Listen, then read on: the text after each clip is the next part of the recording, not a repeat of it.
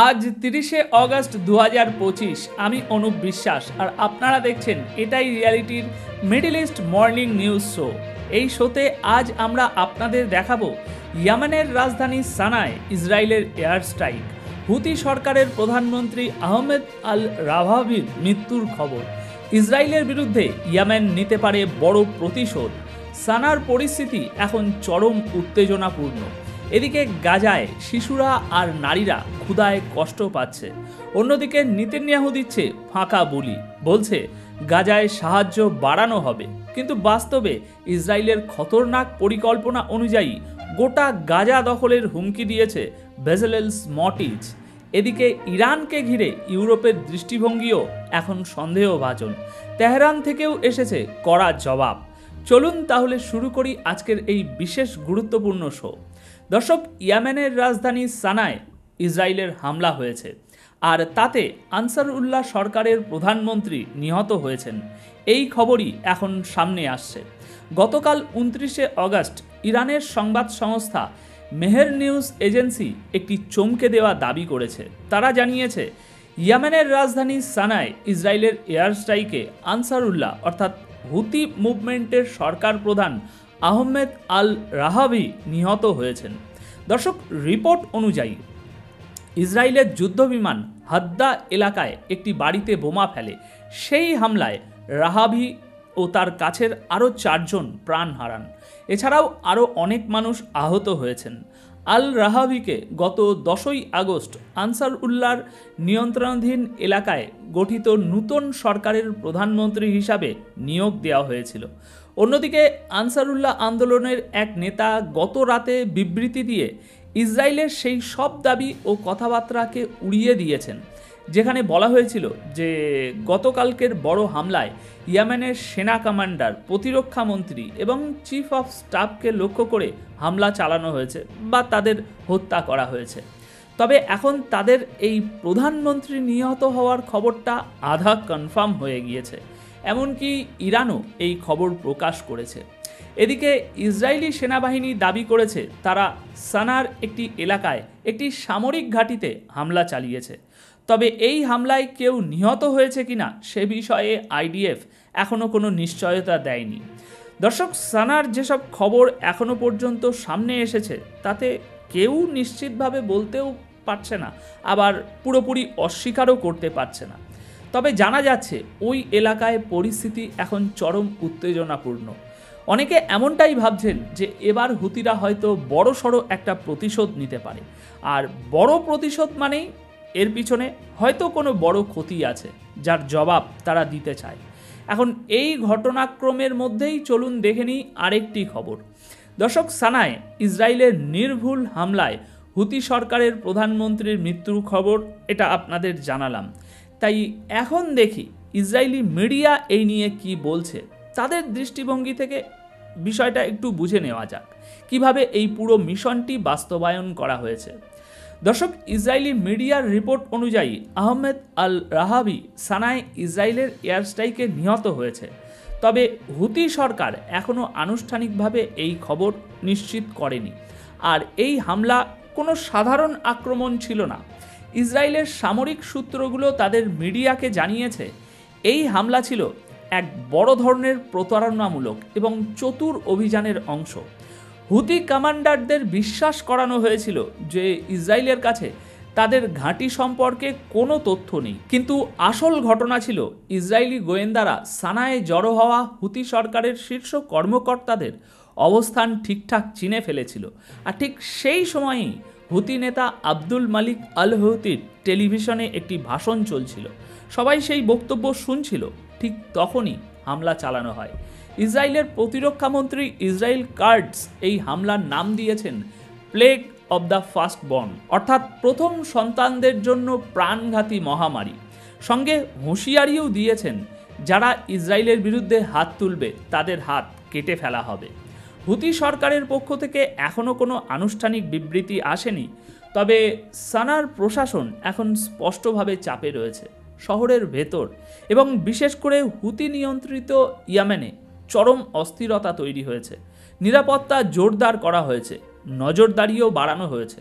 সম্ভবত ওখানে সত্যি কোনো বড় ক্ষতি হয়েছে। দর্শক, এবার খবর গাজার। গাজায় এখন নারী আর শিশুরা ক্ষুধায় ছটফট করছে। জাতিসংঘের ফুড এজেন্সি এই বিবৃতি দিয়েছে এবং বলেছে অবিলম্বে বড় পরিসরে ত্রাণ সহায়তা পাঠানো জরুরি। নেতানিয়াহুর সঙ্গেও এই নিয়ে কথা হয়েছে। আর এই মুহূর্তে খবর বলছে জাতিসংঘের ফুড এজেন্সির প্রধান সিন্ডি ম্যাকইন তিনি জানিয়েছেন গাজার পরিস্থিতি অত্যন্ত গুরুতর আর সেখানে নারী ও শিশুরা প্রায় না খেয়ে মারা যাওয়ার মুখে। তিনি বলেন তার সাম্প্রতিক সফরে তিনি গিয়েছিলেন গাজা, সেখানে দেখা করেছেন সেই মা আর শিশুদের সঙ্গে যারা ভয়ঙ্কর অভুক্ত অবস্থায় দিন কাটাচ্ছে। তাদের অবস্থা দেখে তিনি একেবারে হতবাক। সিন্ডি ম্যাকইন বলছেন এটা বাস্তবতা আর এই ঘটনা আমাদের চোখের সামনে এখন ঘটছে, তাই একে কেউ অস্বীকার করতে পারবে না। জাতিসংঘের ওয়ার্ল্ড ফুড প্রোগ্রামের ডিরেক্টর হিসেবে তিনি জানিয়েছেন তিনি ইসরায়েলের প্রধানমন্ত্রী নেতানিয়াহুর সঙ্গেও সাক্ষাৎ করেছেন। সাক্ষাতে তিনি গাজায় মানবিক সহায়তা এবং খাদ্য পৌঁছানোর তীব্র প্রয়োজনীয়তার কথা জোর দিয়ে বলেছেন। বলা হয়েছে ত্রাণ ছেড়ে দিতে হবে কারণ মানুষ সেখানে ক্ষুধায় মরছে। তিনি স্পষ্ট করে বলেন গাজার সবচেয়ে ঘনবসতিপূর্ণ এলাকায় ইতিমধ্যেই দুর্ভিক্ষ শুরু হয়ে গেছে আর যদি এই যুদ্ধ আর অবরোধ চলতেই থাকে তাহলে এই দুর্ভিক্ষ গোটা গাজা জুড়েই ছড়িয়ে পড়বে। ম্যাকইন বলছেন আমরা দুজন অর্থাৎ নেতানিয়াহু আর আমি এই বিষয়ে একমত হয়েছি যে আরও বেশি মানবিক সাহায্য অবিলম্বে পৌঁছানো উচিত। এই নিয়ে আমাদের মধ্যে একটি ইতিবাচক আলোচনা হয়েছে।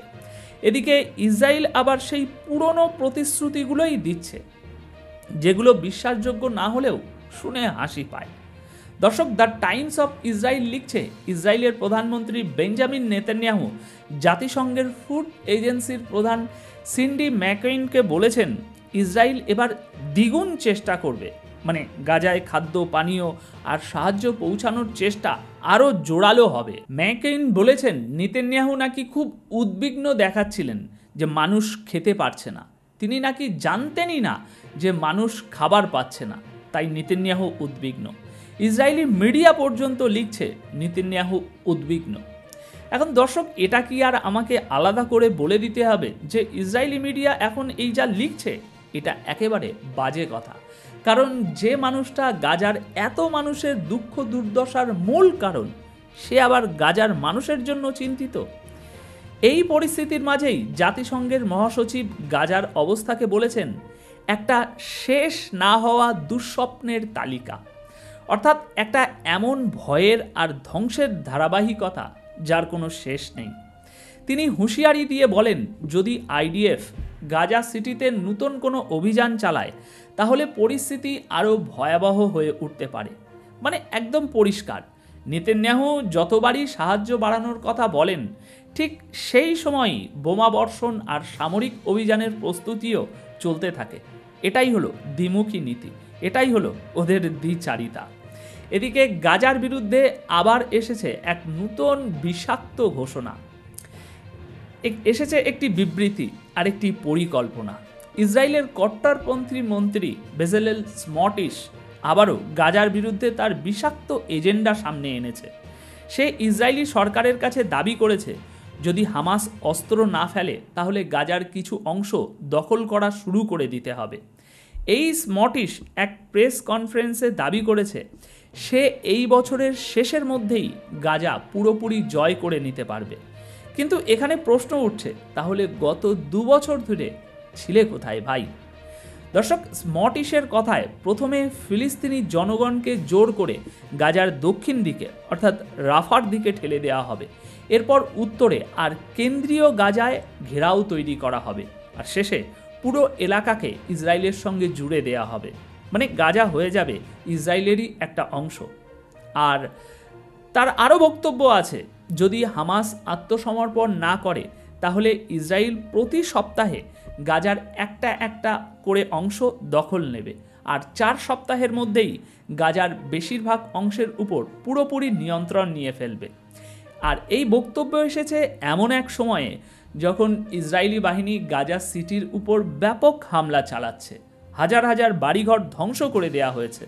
এই বক্তব্য এসেছে এমন এক বাস্তবতার মাঝে যেখানে ইসরায়েল নিজের রাজনৈতিক সংকট আর নেতানিয়াহুর ক্ষমতা টিকিয়ে রাখার জন্য গাজার নিরীহ মানুষদের উপর লাগাতার অত্যাচার চালিয়ে যাচ্ছে। আর এই নিষ্ঠুরতা এখনও থেমে নেই, চলেই যাচ্ছে। দর্শক, এবার খবর লেবাননের। দক্ষিণ লেবাননে ইসরায়েলি ড্রোন হামলায় লেবাননের 2 সেনা নিহত হয়েছেন। ঘটনার নিন্দা জানানো হয়েছে। লেবাননের সেনাবাহিনী জানিয়েছে রাস আল নুকরা এলাকায় একটি ইসরায়েলি ড্রোন ভেঙে পড়ে এবং পরে সেটা বিস্ফোরণে ফেটে যায়। আর সেই বিস্ফোরণে তাদের 2 জন সেনা প্রাণ হারান এবং 2 জন আহত হন, সবাই লেবাননের। তবে ইসরায়েলি সেনাবাহিনী এই ঘটনাকে বলেছে টেকনিক্যাল ফল্ট, অর্থাৎ প্রযুক্তিগত ত্রুটি। তাই তারা শুধু দুঃখ প্রকাশ করেছে এবং দাবি করেছে তাদের লক্ষ্য ছিল হিজবুল্লাহর কোনো একটি স্ট্রাকচার, লেবাননের সেনারা নয়। এদিকে এই ঘটনায় লেবাননের সেনাবাহিনী জানিয়েছে বিস্ফোরণটা তখনই হয় যখন তাদের সেনারা ওই পড়ে যাওয়া ওই ড্রোনটা পরীক্ষা করছিল, আর যে ড্রোনটা পড়েছিল সেটা ছিল ইসরায়েলের। এখন প্রশ্ন হচ্ছে, এই ড্রোন নিজে নিজেই বিস্ফোরিত হয়েছে নাকি দূর থেকে বিস্ফোরণ ঘটানো হয়েছে? সেটা কেউ নিশ্চিতভাবে বলতে পারছে না। কারণ দেখুন, প্রতিটি ড্রোনের ভিতরে অনেক গোপন তথ্য থাকে, সব কিছু রেকর্ড করা থাকে, আর ইসরায়েল কোনোদিনই তাদের গোপন তথ্য কাউকে দেয় না। এখন যাই হোক, ইসরায়েল প্রায়ই দক্ষিণ লেবাননের আকাশ সীমা লঙ্ঘন করে। মানে যে দেশে নিজের কোনো স্থায়ী সীমা নেই, সে অন্য দেশের সীমাকেও তো সম্মান করবে না, তাই না? চলুন এগিয়ে যাই পরবর্তী খবরের দিকে। দর্শক, গাজায় মানবিক সাহায্যের প্রায় অর্ধেক কার্যক্রম বন্ধ করে দেওয়া হয়েছে, আর এই তথ্য দিয়েছে জাতিসংঘ। বৃহস্পতিবার জাতিসংঘ জানিয়েছে গত সপ্তাহে গাজায় যে ত্রাণ সহায়তা পাঠানো হচ্ছিল তার প্রায় অর্ধেক মিশনই হয় বন্ধ করে দেওয়া হয়েছে, নয়তো ইসরায়েলের বাধার কারণে ঘন্টার পর ঘন্টা দেরিতে পৌঁছেছে। জাতিসংঘের সংশ্লিষ্ট দপ্তর OCHA-এর রিপোর্টের ভিত্তিতে মুখপাত্র স্টেফেন দুরারিচ বলছেন, ইসরায়েলের কাছ থেকে অনুমতি পাওয়ার পরেও ত্রাণ কাফিলাগুলো বহু সময় ধরে রাস্তায় আটকে থাকে। তিনি জানান, যেসব রাস্তায় এই কাফিলাগুলো চলাচল করে সেগুলো অনেক সময় বিপজ্জনক, ভিড়ভাট্টায় ভর্তি বা একেবারেই চলাচলের অযোগ্য থাকে। ফলে ত্রাণ নিয়ে যাওয়া দলগুলোকে দীর্ঘ সময় ধরে অপেক্ষা করতে হয়। রিপোর্ট অনুযায়ী গত বুধবার থেকে মঙ্গলবার পর্যন্ত, মানে 1 সপ্তাহের মধ্যে ইসরায়েল থেকে 89 বার ত্রাণ পাঠানোর চেষ্টা করা হয়েছে, কিন্তু এর মধ্যে মাত্র 59% মিশনকেই যাওয়ার অনুমতি দেওয়া হয়েছে। সুতরাং একবার ভাবুন, ত্রাণ যদি এসেও পড়ে সেটা ঠিকঠাকভাবে মানুষের কাছে পৌঁছায় না। জাতিসংঘের কর্মীদের আর্জি শুনুন, এটা খুব গুরুত্বপূর্ণ। গাজায় যে যুদ্ধ চলছে সেটাকে জাতিগত নিধন বলা হোক, এই দাবি করেছে জাতিসংঘেরই স্টাফরা। শত শত মানুষ এই কথা বলছে। দর্শক, এটা একটা বড় মোড়, বড় খবর, তাই এই খবরকে সেই গুরুত্ব দিয়ে দেখতে হবে। যুদ্ধে ধ্বংস হয়ে যাওয়া গাজা নিয়ে এখন সারা বিশ্বে প্রশ্ন উঠছে, আর এখন জাতিসংঘের শত শত কর্মীও তাদের কণ্ঠ তুলেছেন। এই কর্মীদের আওয়াজকে একটা জাতির মানুষের আওয়াজের মতো করেই শুনতে হবে। জাতিসংঘ নয়, জাতিসংঘের মানুষদের কথা শুনুন। দর্শক, রয়টার্সের প্রতিবেদন অনুযায়ী জাতিসংঘের মানবাধিকার দপ্তর OHCHR এর 500রও বেশি স্টাফ সদস্য তাদের প্রধান ভলকার টর্ককে চিঠি লিখে অনুরোধ করেছেন যেন গাজায় চলমান যুদ্ধকে স্পষ্টভাবে জাতিগত নিধন অর্থাৎ জেনোসাইড বলা হয় স্পষ্ট করে। দর্শক, এটা নিঃসন্দেহে একটা খুব বড় কথা। এই চিঠিতে লেখা হয়েছে, গাজায় প্রায় 2 বছর ধরে চলা ইসরায়েল ও হামাসের যুদ্ধের মধ্যে সব ধরনের আইনগত শর্ত পূরণ হয়ে গেছে, যেগুলো কোনো ঘটনাকে জাতিগত নিধন হিসাবে স্বীকৃতি দেওয়ার জন্য যথেষ্ট। এই যুদ্ধে ব্যাপক ধ্বংসযজ্ঞ, নিরপরাধ মানুষের হত্যা আর মানবতার বিরুদ্ধে গুরুতর অপরাধের অভিযোগ উঠে এসেছে। স্টাফ কমিটির পক্ষ থেকে পাঠানো এই চিঠিতে স্পষ্টভাবে বলা হয়েছে, OHCHR এর উপর আইনগত ও নৈতিক দায়িত্ব রয়েছে এই অপরাধগুলোকে জেনোসাইড অর্থাৎ জাতিগত নিধন হিসাবে স্বীকৃতি দেওয়ার।